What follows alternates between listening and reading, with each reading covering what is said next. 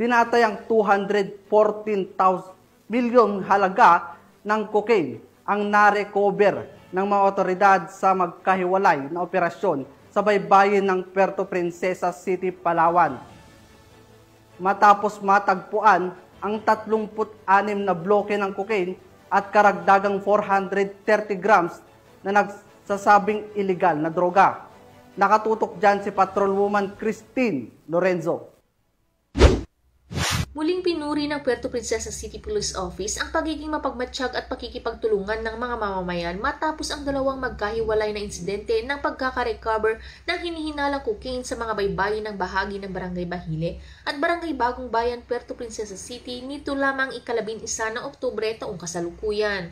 Batay sa ulat, bandang alas 10 pasado ng umaga hanggang 1:00 pasado ng hapon na recover ng mga tauhan ng Philippine Navy na nakatalaga sa Naval Detachment Oyster Bay, Barangay Bahile ng 36 na bloke ng hinihinalang cocaine na nakabalot sa asul at puting sako na tinatayang may bigat na 36 kilos at may halagang 214,416,800 pesos sa pamilihan.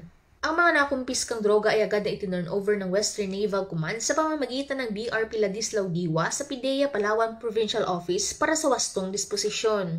Samantala, bandang pasado 1:00 ng hapon sa parehong araw, nakatanggap naman ng ulat ang mga tauhan ng Police Station 3 na pinamumunuhan ni Police Captain Dioscoro S. Archidera Jr. mula kay Barangay Charlie Rolly A. Magbanua ng Barangay Bagong Bayan hinggil sa natagpo ang transparent na plastic na lalagyan sa dalampasigan ng purok mangingisda. Nang siyasatin, nadiskubre itong naglalaman ng tinatayang 430 grams ng hinihinalang cocaine na may halagang 2,279,000 pesos. Ayon sa ulat, isang lokal na mangingisda ang nakakita nito at agad na ipinaalam sa mga opisyal ng barangay upang maisauli sa mga otoridad. Patuloy na iniimbestigahan ng mga otoridad ang pinagmulan ng mga naturang droga na pinaniniwalaang may kaugnay sa operasyon ng mga international drug syndicates na gumagamit ng maritime routes na dumaraan sa katubigan ng Palawan. Sa mga nakalipas na linggo, ilang pakete rin ng hinihinalang cocaine at kush ang natagpuan sa iba't ibang bahagi ng baybayin ng lungsod at lalawigan. Pinuri ni Police Colonel Christine M. Tabdi, Acting City Director ng PPCPO, ang patuloy na kooperasyon ng mga mangingisda at mga residente sa mga coastal barangay na nagsisilbing mata at tainga ng batas. Anya, ang maagap na ulat at tamang aksyon ng mga mamamayan ay malaking tulong upang mapigilan ang pagkalat ng iligal na droga sa mga komunidad.